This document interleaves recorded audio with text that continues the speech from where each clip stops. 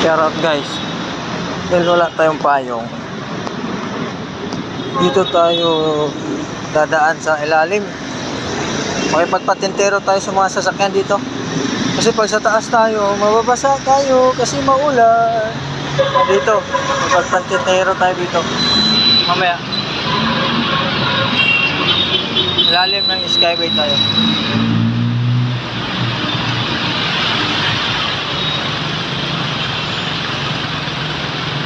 Ayan. Sana stop yung palit.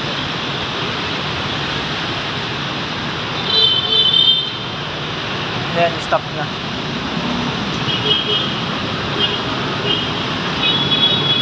Okay, tara. Diba? Dito tayo, kahit walang payo. Okay lang yan. Dito tayo kabasa. Okay.